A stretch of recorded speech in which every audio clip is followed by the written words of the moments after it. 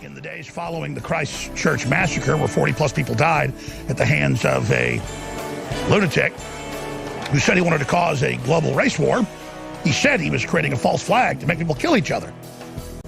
And I said, but you watch, when the week of Easter comes, all over Europe, all over Asia, all over the Middle East, all over Africa, Christian churches will be burned and bombed starting on Palm Sunday. And they will be shot up and they will be brought to the ground. And you can actually pull it up. Just type in Alex Jones conspiracies after Christchurch. Media Matters, you name it, CNN. Jones claims that the media is over-reporting on Christchurch, but will ignore supposed made-up bombings that Muslims are going to be carrying out. And then, of course, like clockwork, 800-plus churches have been burned in France or blown up this year alone. Thousands across Europe, hundreds across the Middle East. And there have been stabbings and bombings and shootings at churches all over the world. But you've got to go read deep into the local, regional news to find it. Except in Sri Lanka, the most religious country, arguably in the world, after Tibet. 99% of the people living there believe in God. And they've only got a 9% Muslim population. But guess what? They had a good time today. Killed over 200 people. That's 400 times what died at Christchurch. Over 400 times. Oh, but guess what? It doesn't matter. Because even the BBC and Al Jazeera, the articles are up on Infowars.com, says it's Islamophobic, something made up by the Muslim Brotherhood. You're damn right I'm Islamophobic. Muslims have invaded the whole world. They always hit 10% and start bombing. It's their orders from Muhammad. Burning, bombing, stabbing, raping, kidnapping, when they hit the magic number, 10%. And Sri Lanka is now, according to the latest census a year ago, at 9.6. And Muslims breed faster than anybody else on earth. Their religion does, an average of over 5 kids. So you know the new census, when it comes out, will show about 10.5%. And right when they pass the 10%, bombings ensue. And then they push you out of the enclaves. They always target a smaller minority than them. They bomb that group. The Christians are only 7%. They're the smallest religion in Sri Lanka. And so they'll drive them out of the country, out of their neighborhoods, and then they'll move on to the next group. They'll move on to the next group. So that's how the operation works. It's a program. Like you go to a play and you open it up and it's got 3 acts. You're like, oh, they're hitting 10%? Oh, well, the bombings will start. Just like India got invaded 1,200 years ago by Islam. It was all Buddhist or Hindu. And now, the second largest religion is Islam. And the areas on the map, no non-Muslims allowed.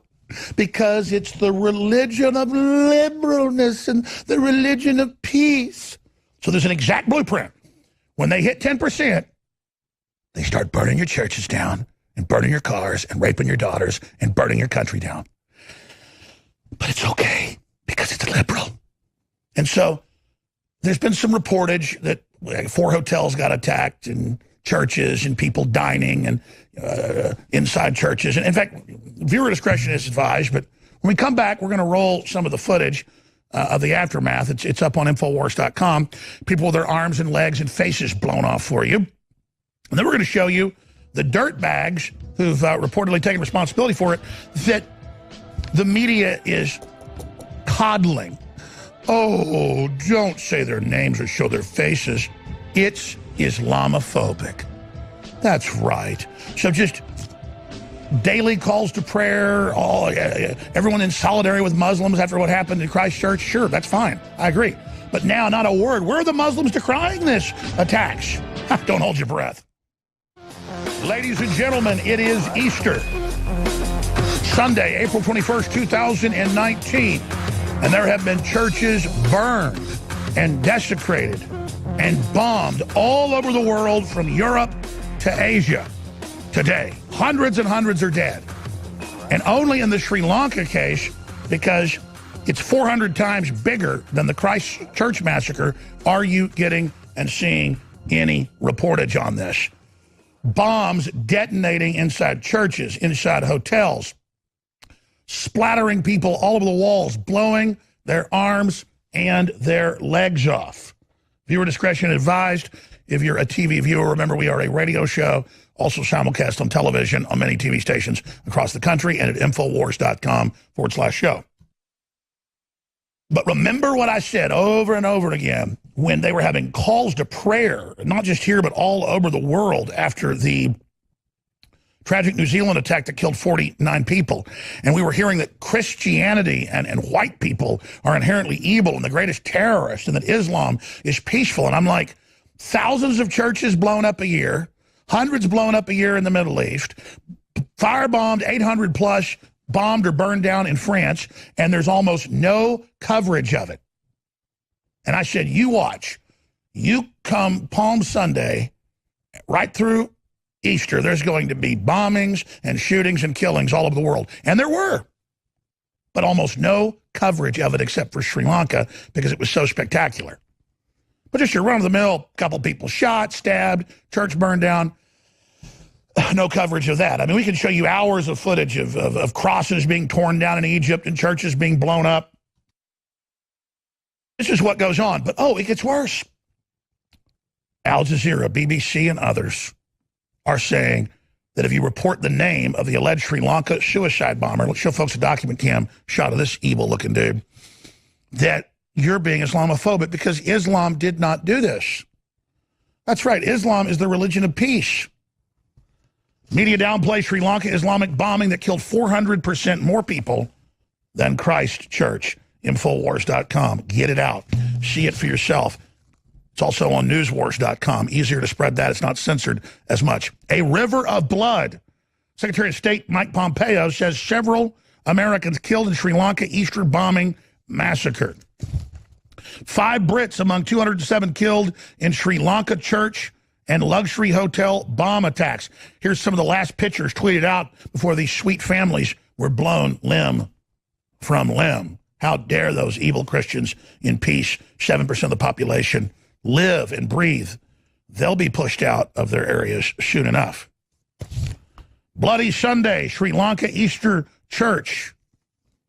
Oh, and remember, police, 875 churches have been burned or blown up or desecrated in 2018 alone, just last year in France.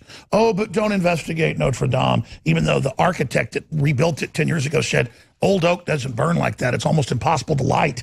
The carbon's all out of it. Anybody that knows about firewood knows that's true. If an oak tree's been down more than 5 years, it won't even burn.